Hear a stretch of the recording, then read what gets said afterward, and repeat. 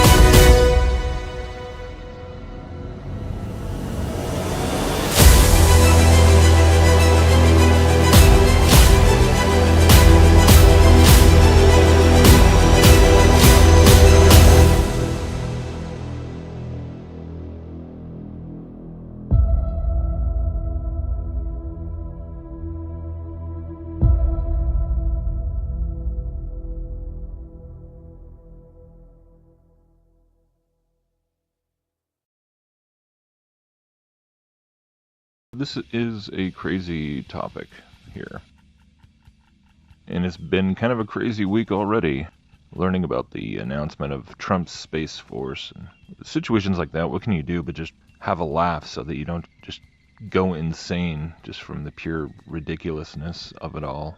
You know, it's like every time you get to the point where you think you've become accustomed to just the bizarro world that we live in, and then sure enough, it just gets more and more surreal.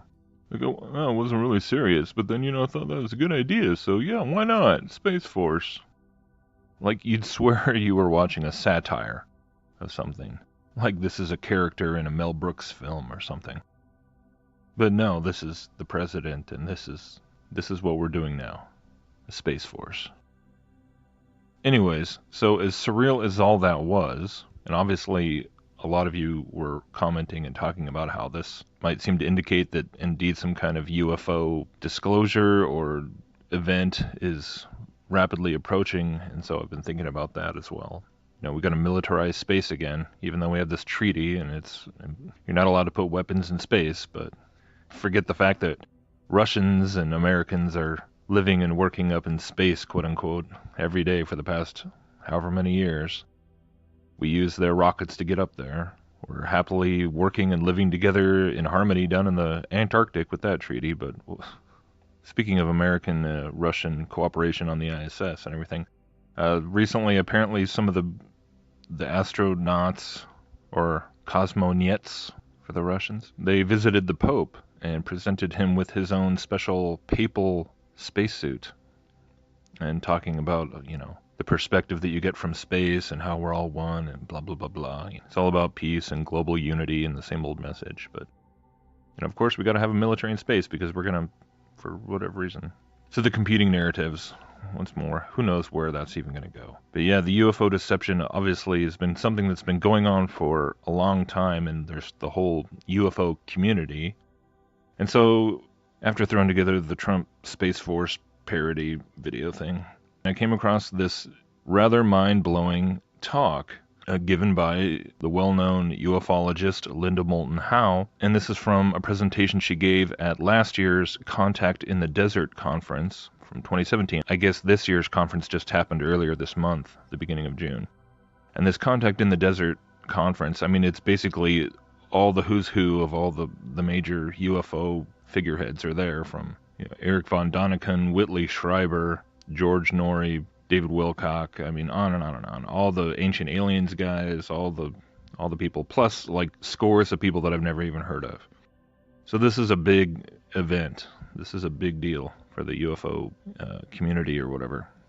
And this talk that she gave at last year's conference was on simulation theory. And you guys, I gotta say, there is so much information in here that just combines virtually everything I've been digging into and exposing and connecting with cosmology and space being the spiritual realm and artificial intelligence and you name it. Quantum mysticism, the whole nine yards. I think she touches upon every single thing, the New Age gospel at the end. It's all in here. So at first I was just kind of wondering if I should just play the whole thing, but then at the same time, I don't just want to mirror it and assume that people are going to know how to discern what I'm really trying to say or trying to expose in this. So I definitely think it calls for some commentary here, and there's so many points. She mentions at least 3 different figures, I think maybe even more. The first one being Talbot, the guy who wrote the holographic, the book on the holographic universe idea in 1991, or it was published in 1991. And she reveals that he got the whole idea for the book, for this holographic universe theory, from an abduction experience and having a psychic download and all that. So he got it straight from the demonic realm. Now, but that clip is actually in the middle of the presentation. And so for everyone who understands what is really at the core of the UFO deception, the alien deception, that this is demonic phenomena, this is a satanic agenda, these are fallen spiritual beings, they're not aliens, they're not from another galaxy or part of the universe, they're from the spiritual realm, deceiving people into New Age and occult belief systems. That should get your attention, to realize that the demons are teaching simulation theory. So it's a pretty long presentation, and she starts out just by kind of giving an overview of what simulation theory is, and she talks about the Matrix movies, and she talks about how mainstream science is now embracing this idea, and Elon Musk, of course, talks about it, and there was the debate or discussion involving Neil deGrasse Tyson and James Gates, who's that physicist who talks about how he found computer code within the fabric of the universe, and I played clips of that many times, and I'm sure most of you have seen that. And then she gets into this really wild account by this guy named Jim Wells, and he actually tells his story in his own words, and I think I'm going to play part of that, because speaking of the whole connection between space and the spiritual realm, once again, we see a perfect example of that. So Jim Wells is a guy who got involved because he had an abduction experience. He was taken on board what to him was a craft that was piloted by alien greys, and he was on a table and all that. So he had his abduction experience, and he got into the paranormal and the metaphysics, of course, just like Carolyn Hamlet says is the whole agenda. You have these experiences, and then you get pulled into, all the New Age stuff. And so as a result of that, he got involved with New Age spirituality, and he's down in South America visiting this shaman who takes him to this place called Amara Muru. I'm not sure if I'm saying it right. But it's this doorway that's carved into this rock near Lake Titicaca in Peru. And the shaman taught him how to chant at a certain vibration when he put his head against this door, and he has this crazy experience where he goes into quote-unquote outer space and has a conversation with an entity who basically tells him that the universe is a simulation and that we're in a computer program created by aliens who are themselves inside a simulation. It's the whole nested simulation concept, just like Nick Bostrom has been advocating. So the demons are teaching this. This is coming directly from demonic entities. This teaching. This is a doctrine of demons. And then as you listen to Linda Moulton Howe she goes on and on. She talks about quantum physics, and she talks about how consciousness creates reality, and how we're all put here in the simulation in order to learn how to reverse entropy. She talks about how what's wrong, there's these forces of violence and entropy, which is sort of the New Age version of describing the same thing that the Bible describes as the realities of sin and death in the world. So violence and entropy. And so, of course, the New Age idea is to learn to rid yourself of those influences of violence and entropy, and to work towards cooperation and love. And there's the cycles of reincarnation. And when you die, you go into other programs, other dimensions, other parallel universes. And then you come back, and then it's this upward cycle, the transcendence, the cycle of transcendence until you eventually reach godhood, which is unification with the source consciousness. I mean, it's the same old New Age message. But in this talk, she's giving multiple examples of people who are having UFO experiences, quote-unquote alien encounters, where the entities are absolutely teaching this concept. And what a coincidence, once again, that this was being taught before mainstream science started really embracing it. Before Neil deGrasse Tyson and Jason Silva and Elon Musk started popularizing it, before the Matrix films started popularizing it, this was a concept that was being spread within this New Age UFO community. Once again, that seems to be the formula, right? First, the ideas come through the occult sources, and then it's spread through science fiction, and then eventually heralded by the mainstream prophets of scientism. But in the truth community, it's amazing how many people are in lockstep with this whole narrative, with this whole, just the whole Matrix analogy in the truth movement is so pervasive that it's insane. And it just lends itself to then this New Age, essentially the whole point of the simulation hypothesis, in a nutshell, is to try and give a scientific spin, a scientific repackaging for the ancient ideas of magic. That's really all it is. Just like, the universe and aliens and all that is a way of repackaging and rebranding the quote-unquote gods who came down, the Watchers and all that, with like a science fiction spin. It's the same thing, to where now you're talking about the fabric of reality. What is reality? How does it all work? How's it put together? How can you manipulate it? How can you change it? How can we escape it? How can we evolve? How can we transcend? So it's just the same thing, this scientific spin of ancient occult ideas of how the world works, or the worlds, really. It's all about, and when you think about space in the sense of, if it plants one seed, it's the idea that there's more out there, right? That there's all these worlds and galaxies that are so far away, but they're alien to our own, and we, it's the desire to go explore and investigate and learn and spread out, and it's that pioneering spirit.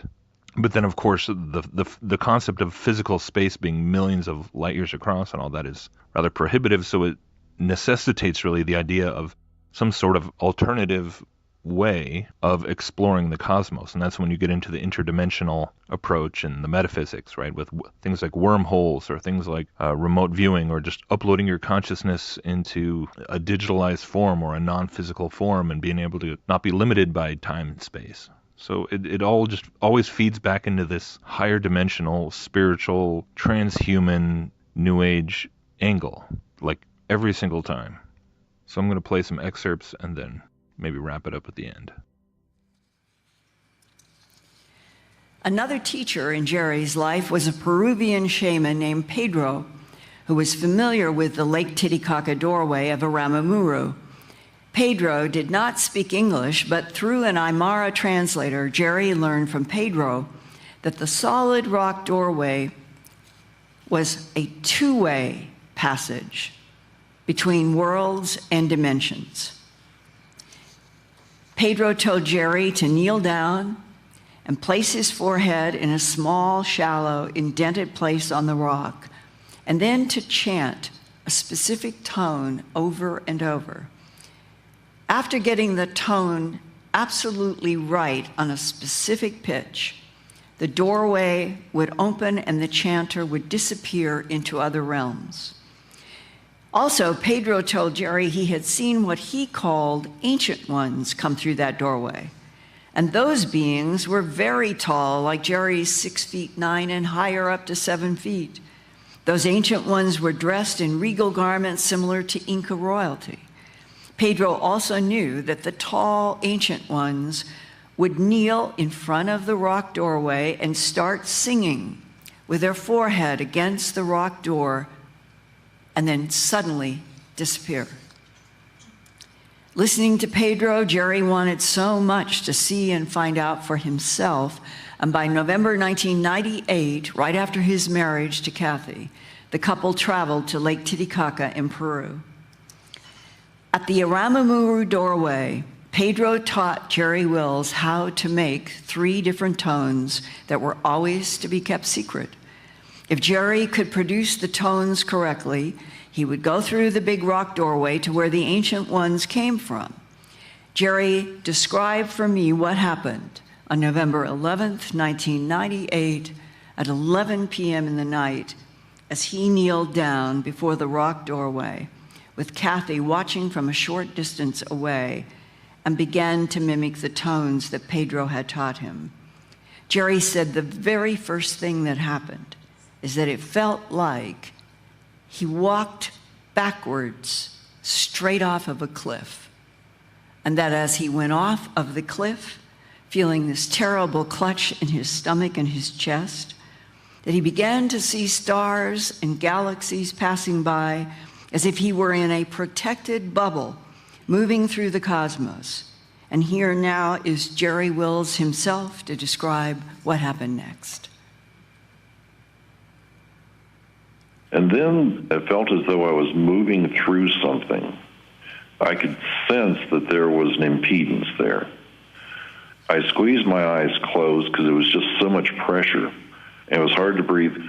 And then suddenly, I find myself on this floor. I guess it's a floor. It was just a big white, everything was white. You couldn't tell if there was a wall to the floor, to the ceiling, nothing. There wasn't any curvature, there wasn't any distinguishing aspect. Everything was equally luminous. It was just like in a big white cloud. Like I could stomp the floor and feel it in my foot. It felt like plastic. I decided to try to see if there were any acoustic properties. So I started whistling, high notes, low notes. It just was dead. So then I started hollering, is anybody here? And it was just about second time that I hollered that there was this voice, and it was like it was coming over an intercom. And it was a man, and he sounded a little surprised. So I asked him, where am I? And he says, who are you? And so I said, well, I'm Jerry Wills. Where are you from? I said, well, I was at the doorway at Aramamuru. He says, I don't know what that is. I said, it's on the planet Earth in the southern hemisphere. And he says, oh, Earth, all right. I asked him what this place was. Where am I? Is this real? Am I really experiencing this? And he laughed, oh, it's very real. I understand your confusion.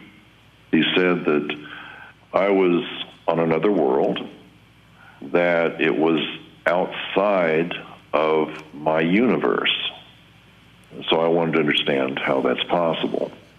And he says, well, there are many universes, and you have just passed from yours into ours. All right, so where is this universe? He said, it wouldn't do me any good to even try to explain it to you. I asked him how I'd gotten there. Well, apparently, these folks, whoever they are, had been very curious about the nature of the universe. In order to understand their universe, they tried to recreate, using what they knew, to recreate a model of the universe. But what had happened is that when they had recreated this, their creation had started to evolve. It had evolved up to a point to where it stopped growing. It was quite large, and that they had created another universe, and inadvertently. They weren't planning on doing this. And it had evolved, and it evolved quite rapidly. I said, well, I don't understand this, because we think the universe is billions and billions of years old. He says, well, where you are, you measure time much differently. Time is different in every universe. We've watched for the past, and he was struggling with terms that didn't make any sense to me. For him, it had been, let's say, a few decades. But within that universe that I had just come from, it was billions of years. Time was remarkably different for me than it was for him. He says, all right, you see that in the distance, probably 100 feet from me. He says, just walk towards that. It was this large, black, gelatinous-looking thing just floating in the air. You could see all these pinpoints of light. It was peppered with light in dark areas. And I said, what is this? And he says, that's the universe you came from. Well, this thing, it had these rods that were luminous, like neon. There was little beads of light moving through them, kind of like a fluorescent bulb, overhead fluorescent that gets bad and has like little dark areas moving through it. I'm holding in my hand the illustration that you emailed to me. You are the figure in the foreground. Right, about 100 feet away from that thing. Did you get communication from the male voice about what the rods are doing with this gelatinous cosmic mass? Well, the rods were around its perimeter. Didn't even look like they were connected to anything. I said, these light rods, what's that? And he says, well, that holds it in place. It maintains the balance. And we think that's the reason why it stopped evolving. So did they deliberately try to stop the evolution of this universe? I think so. When he was telling me about this, they were really very afraid that it was going to continue growing and it would just overwhelm them, and then what would happen to them? So they're in another universe, and they created in this other universe a laboratory universe to test or learn something. And then their laboratory test universe took off somehow and created the universe that you and I and everything in our universe is? He had told me that they were trying to understand their place within their universe, and that what they had discovered is that they were inside of someone else's universe, just like we were inside of theirs. He says it's just layers and layers. There's very little that separates one from the other. And that's what they had learned. This 13.9 billion light-year universe, from our point of view, is inside of the voice in the all-white room universe, and that universe is in another universe. It's like you're describing those Russian dolls that all fit inside of each other. It's just like Russian dolls. I said, what kind of machine would you use to do this? He tried to explain it. The closest thing that I can explain was what we call the Large Hadron Collider, a big thing over in Europe. This voice, he was talking about how they were colliding particles, and somehow a spark had occurred, and the spark didn't go away. Instead, it started growing. And as it grew, it started accumulating and creating more of itself on its own. He says, think of it maybe as a white hole. Think of it as a place where all of creation manifests itself within these torrents of energy that are moving both inward and outward simultaneously. How many of you have heard or read the book, The Holographic Universe by Michael Talbot? Maybe half a dozen. Oh, I recommend this to all of you to read. The Holographic Universe was first released as a hardcover by HarperCollins in 1991. Around the same time, I spoke at a Midwest conference along with human abduction researcher Bud Hopkins. The new book by a young man only 38 years old, and its mind-blowing hypothesis that our universe was being projected by something else, maybe from another dimension, was the topic of many discussions at that 1991 conference. A holographic universe is one where all of the information that makes up our three-dimensional reality, plus the fourth dimension of time, is actually contained in a two-dimensional surface that is projecting what we conscious creatures see and move through as three-dimensional space-time. Think of that bank card that you might have in your purse or billfold, and when you do this, it can project up from the card. It projects up because of the relationship of math and construction and photons. After the conference, Bud and I had the same airline flight back east to New York and Philadelphia, where I lived at the time. Bud and I sat next to each other to talk about some new abduction cases, and he surprised me when he said, quote, "I'll tell you something confidentially. Michael Talbot has been one of my UFO abduction cases, but he doesn't know anyone he has not told anyone, and he does not want anyone to know that because he's afraid if people knew the truth, they might not read his book. And Michael told me the truth is that the entire holographic universe concept that he has written about was given to him in a telepathic download by the extraterrestrials who have been abducting him," close quote. Sadly, Michael Talbot died a year later at age 39 from lymphocytic leukemia. And then Bud Hopkins died in 2011. So now in 2017, as there are increasing numbers of scientific papers and headlines asking these questions, are we living in a holographic universe created by a computer simulation? I think it's okay now to tell audiences about Michael Talbot's abduction secret, and hope if you have not read his 1999 book, The Holographic Universe, that you will read it, as more and more scientists are now, right now, trying to figure out if this is a computer simulated universe. Only 2 weeks ago, on January 30th, well, actually now it's longer than 2 weeks, but on January 30th, 2017, theoretical physicists and astrophysicists from the University of Southampton in the UK and the University of Waterloo in Canada and the University of Salento in Italy published in Physical Review letters, quote, "substantial evidence," close quote, that we are living in a holographic universe as non-human beings told Michael Talbot in the 1980s. And this is an illustration that the physicists used in their new paper formally entitled From Planck Data to Planck Era, Observational Tests of Holographic Cosmology. Time runs from the left to the right. The far left illustrates the very first holographic phase that the scientists think was the true beginning of this universe. Their first two gray ovals are small and blurry to illustrate their contention that space and time were not yet well defined.